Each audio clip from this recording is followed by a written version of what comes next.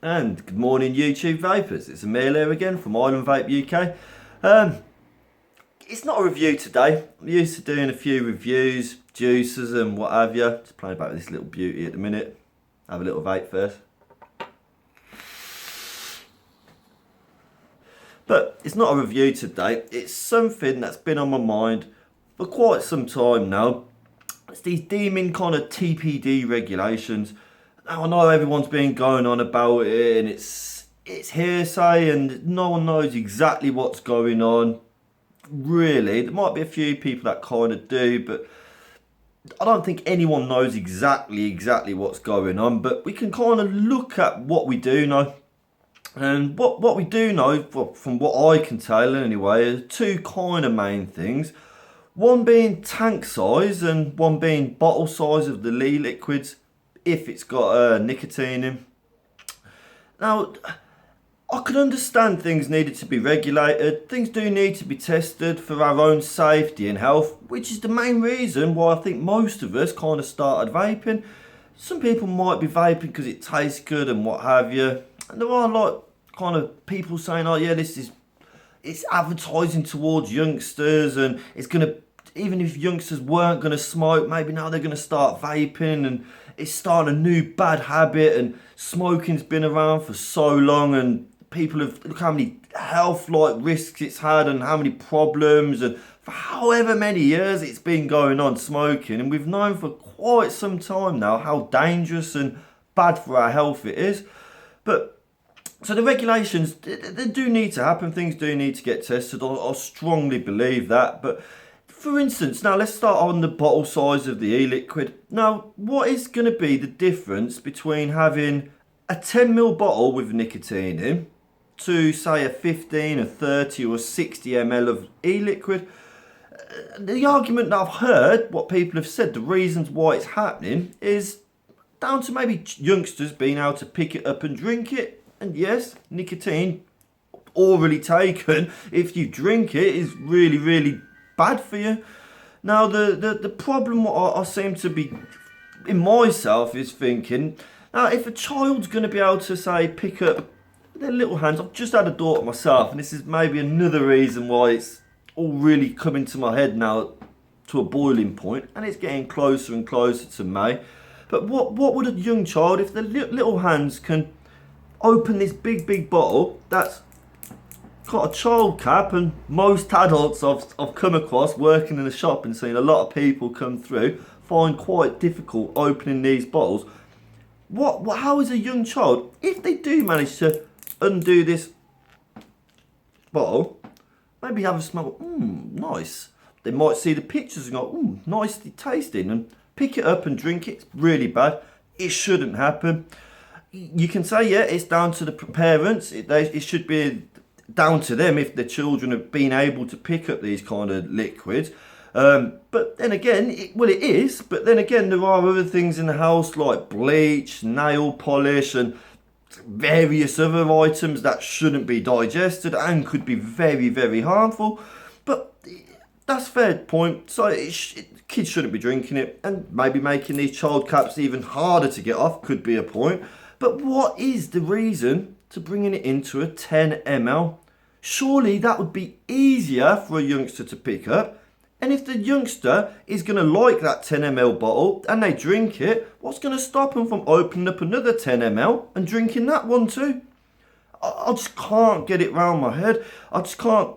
If somebody out there can give me a little bit of an insight, I'm open ears. I really want to hear people's opinions of why perhaps they feel that is right. Why is a 10ml going to be different to this? Apart from, and then on the other side of things, if that does happen, which it is going to, I'm sure of, if these 10mls do come on and people are home brewing juices anyway, what's going to happen? It's going to create a black market, which is going to then make more problems for our police force, which should be dealing with bigger issues rather than stopping people's sizes of their bottles of e-liquid. You've got a 60ml bottle. It might take you a few days. If someone goes to a shop, they're not going to buy one 10ml bottle. They're going to buy several bottles. So they'll have to keep going in and out the house, leaving their families, stopping work. all these things must come into play. Like, I just can't get my head around it. It's definitely going to create a black market because people aren't going to want to be buying tall, small 10 ml bottles unless they drop the price, which they're going to might drop it a small percentage on a 10 ml bottle size. But as we've seen with the bigger bottles, like a 15 ml this price, then it goes up a little bit more, but you get a slightly better percentage at getting a 60, and so on and so on. That's my little rant on, say, the bottle size. Now, tank size, why is the reason for people wanting to be able to, what is their reasons for changing it from, say, 4, 3 ml, 5 ml tank down to a 2 ml? They're just going to have to refill it more.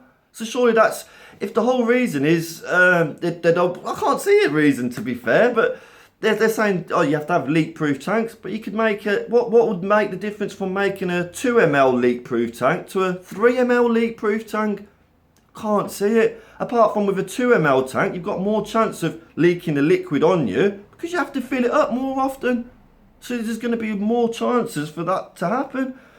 Now, in life, I do believe that a lot of things happen and it's out of our control.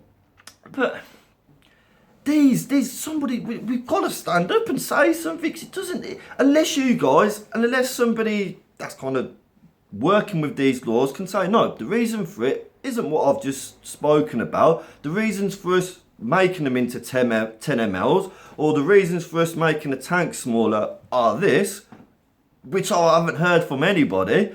I'm open ears. Please, somebody shed a little bit of light, because at the minute I just feel like I'm in a long dark tunnel and there's no light at the end of it. I really am. Another thing, like cigarettes now, they've been damaging people for so long, and they've stopped you buying 10 packs of cigarettes in this new legislation and have forced you into buying 20 packs. Again, they're saying maybe children that are going into it could afford a 10 pack more than a 20 pack. But surely if you're a young kid, you're not really buying it, well, not all the ways, but not always maybe buying it on your own. You might be buying it amongst a group of you and sharing them. So what would be the difference there? But downsizing something that's been proven by our own government, let alone all the people that come into, say, my shop and myself, my family, and everyone that I speak to realises how much safer vaping is compared to cigarettes anyway. What's happening? I really don't know. I'm lost for words. I've just gone blank. It drives me up the wall. I just really want to have some light shed on this dark subject. How are people able to do something that's helping people, that's stopping people smoking, which is guaranteed causing loads of problems in people's health, causing loads of problems in hospitals, being able to cram them full of people that have had smoking issues rather than maybe other issues that could be prevented? I don't know. Please, somebody shed some light for me. On another note, really loving this carnival roll-ups. Bit of berry lemonade. Keep on smiling, vapors. Keep off those stinkers. Let's have a little vape.